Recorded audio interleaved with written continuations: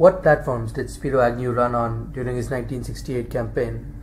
So Spiro Agnew was chosen in 1968 by Richard Nixon to be his vice presidential candidate. He'd been the governor of Maryland, and he came to the attention of Nixon and his chief and an aide, Pat Buchanan, who would later go on and write speeches for Agnew, because he'd taken a law and order approach towards urban rioting in Baltimore while he'd been governor.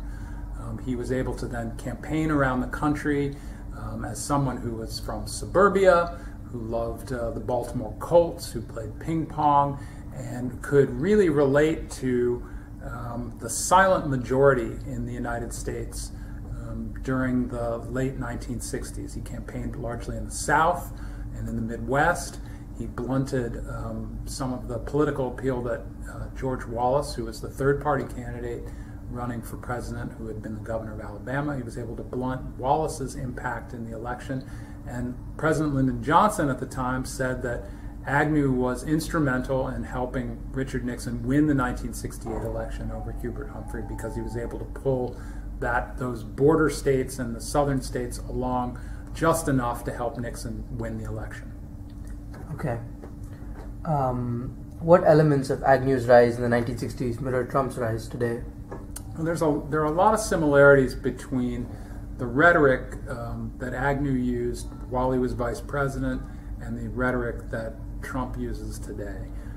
Most people will recognize that Agnew's most famous speech while he was vice president dealt with the role of the news media, in particular the television news media, in response to Richard Nixon's policies on Vietnam. And he used alliteration to attack both the news media, but also Eastern elites, university presidents, intellectuals in general, in many of the same kinds of language that you hear President Trump use against the media today, fake news and so forth. And again, the idea that that the common American person knows more than the elites do sitting in their offices in New York or Los Angeles or wherever.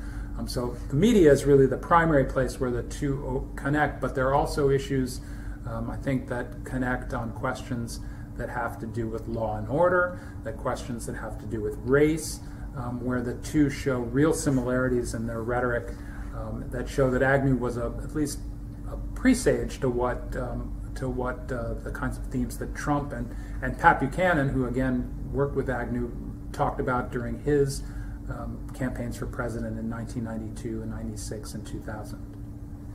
Okay. And why do you think Spiro Agnew has received such little attention in American political history?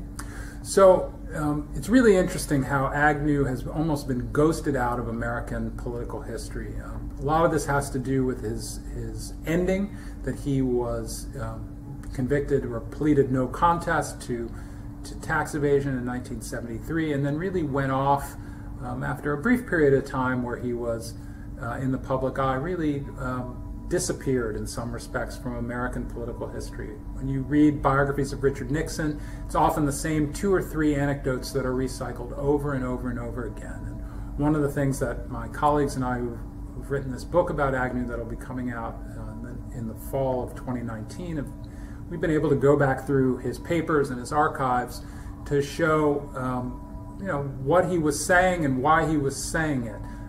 But what happened to him after 1973, you look, for instance, he had to be convinced to go to Richard Nixon's funeral in 1994, and he's on screen a couple times, and people say, boy, he hasn't changed, but where has he been all of these years? So he really, before he passed away in 1996, he really led a reclusive life and had been disbarred, so he did a lot of work for sort of repressive regimes in places like Iraq and Romania and Argentina.